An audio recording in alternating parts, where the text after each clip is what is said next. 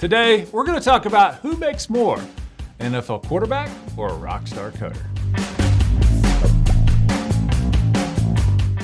A couple of weeks ago, I was watching a small football game called the Super Bowl. That's not football. Here by Dummett. De Bruyne! Oh, that is outstanding! I was watching a football game, and I was watching the Super Bowl, and I saw Patrick Mahomes, the all-star quarterback for the Kansas City Chiefs, win his first Super Bowl at the age of 24. And I was amazed at what he was able to accomplish, but then I was thinking, I wonder what it takes or how many people actually make it to the NFL. So I looked up some stats, and these may surprise you, or maybe they don't. But did you know that over 1 million people play high school football? And from that million, only of that million, 73,000 make it to go on to Division I, II, or III college football.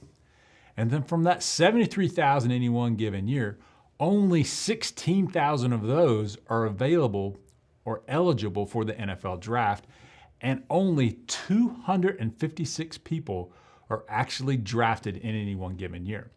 So from 1 million to 256 people, or from 73,000 in college to 256 people make it to the NFL. That means less than 2% of all college athletes go on to play professional sports. That means they have to go pro in something else, and so education or teaching yourself a skill is very important. So I caught the halftime show during the Super Bowl, and feel free to leave a comment what you thought about the halftime show. So I was sitting there watching Shakira and Jennifer Lopez do their thing on stage, and I was wondering, what does it take to reach that level in the entertainment industry as a musician or a singer? So I found this study from nextbigsound.com, and I want to read to you some of the stats that they found out. 0.2% of all artists are megastars like Jennifer Lopez and Shakira. 0.9% are what you would call mainstream, 1.4% are mid-size, and 6.8% are what you would call developing artists. But a whopping 90.7% are wholly undiscovered. Now, the other thing that drives popularity for musicians is their social media interactions, and listen to these stats. So mega and mainstream artists, which make up 1.1% of all musicians, have a whopping 87% of Facebook likes, 88% of Twitter followers, and almost 80% of all YouTube views. Moreover, if you're an established artist like Shakira, your fame is only likely to grow. And so they did a study just on her Facebook account, and she gets about 50,000 new Facebook likes every day.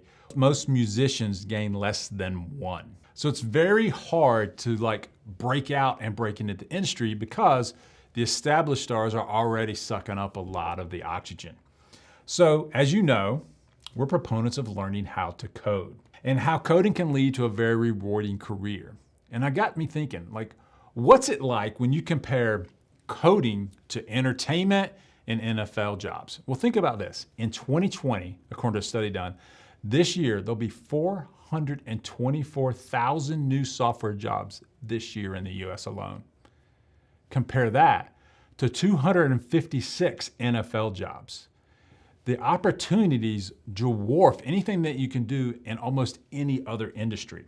But what I think sets coding apart from other careers is that look how it performs on the high end as well as the low end. So let's look at what do stars make. So I looked at on the very high end, football stars make about $109 million a year. And what's his name? Lionel Messi.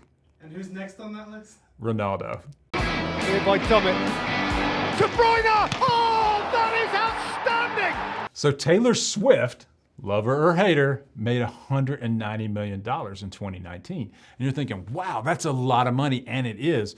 But let's compare that to some of the people at the top of their industry in the coding world. So you can look at Mark Zuckerberg, who founded Facebook famously, or Jack Dorsey, who also founded Twitter and Square, and you can look at what they make. Well, their salaries are like $1 a year because they do that for tax purposes, but they are billionaires many times over. So if you make it big as a coder, you can achieve the same kind of heights that you can in music and in athletics. So imagine if you're at a Starbucks and you're Taylor Swift, it gives you a great sense of pride when you walk in there and someone's got the headphones on listening to your music.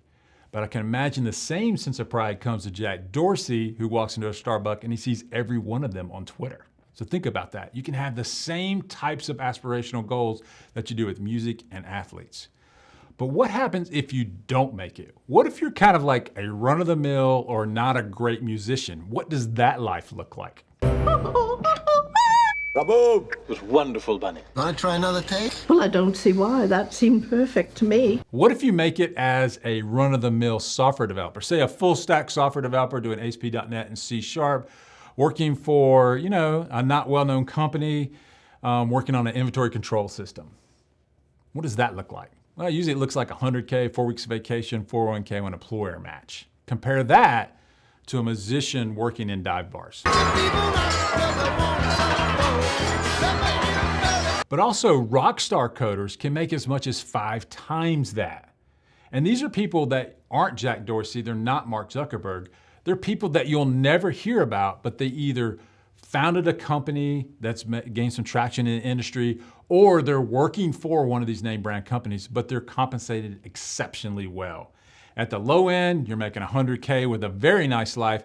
At the high end, you're Jack Dorsey or Mark Zuckerberg. In the middle, you can be one of these rock star coders that earns a lot of money and no one may know your name, but you're gonna retire early, very wealthy. So that is why we're so passionate about coding, because it truly is the economic mobilizer of our time that a lot of people can aspire to be. So you've been watching this and you're like, okay, Bobby, I got it. I want to learn how to code. Exactly how do I do that? Now, we talk a lot about this on the channel in great detail, but I want to summarize it real quickly for you. We think there's 5 essential steps that you can use to break into the software development. So if you're starting from ground zero, what you need to do is first you need to learn something, learn how to code, but it's not just learn anything. What we think is you need to learn in-demand tech. What we recommend today, right now, that in-demand tech is full stack web dev, ASP.NET with C#. But if you want to learn something else, that's fine, but just make sure that it is widely adopted in the industry right now. You don't want to learn bleeding edge stuff right now. You want to learn something that's more mainstream, that's more established, because there's more jobs for that tech. The second thing that you need to do is learn immersively, and that's where Coder Foundry comes in. We believe learning immersively because we think everyone needs a teacher, a coach, or a mentor, and a full stack immersive bootcamp we think is the best way to learn. However, if you can't go to a bootcamp because of finances, location, or whatever, you can learn online or you can go to college or whatever. But we think that's the best way, learn immersively. But if you have to learn another way, that's fine. The next thing you need to do is build a portfolio. And we think this is critical, but the portfolio must be hosted. And that reminds me, this video is sponsored by Atlantic.net. Now, Atlantic.net provides great VPS hosting, and they're offering a free 1 gig virtual server with SSDs, block storage, and snapshots for 1 year. That's a free server for 1 year, plus $25 in free credits to use on other services they offer. Try Atlantic.net to host your portfolio, develop, test, or launch that next project. Ease of use is something I like, and I set my virtual server up in a matter of minutes, so it's very easy to use. So go to Atlantic.net/CoderFoundry and enter the code Bobby to get that $25 free credit. If you're trying to break in, you need to convince an employer that you know how to code. The best way to do that is build a portfolio. A portfolio must consist of serious business projects. A business project has security built in, like authorization and authentication. It solves a business problem and it communicates with the database. We think that is full stack web dev right now is the best types of projects to build. But if you want to build a Windows app or a mobile app, those are fine as well. The fourth thing you need to do is work with a recruiter. A recruiter can help you access the hidden job market, it can help you negotiate salary, and it can get you in front of more opportunities than you can sometimes do yourself. So work with a recruiter. And finally, once you get an interview, practice this. Learn how to relate interview questions to the things that you've done in your portfolio. So always relate the work that you're showing your portfolio as the answer to any typical coding trivia or interview question. If you do all of those things and you interview enough, you will get a job as a developer. Okay, to summarize what we talked about today, we talked about coding as a career and how it compares to professional athletes or musicians. And we've learned that coding at the very top end compares nicely or even better than athletes, while simultaneously being easier to break into. There's 400,000 jobs this year for coding and only 256 NFL jobs. So at the very high end, it compares nicely. At the low end, it's far superior than any of those two careers. And it also probably outperforms even in the middle tier as well. So coding is that economic mobilizer that you should take advantage of this year. Please subscribe and hit the bell for notifications, but we're going to ask you one special thing to do. We want you to share this video with someone that is maybe struggling with what they want to do as a career. We think this video, specifically what we're doing here, can help them a lot.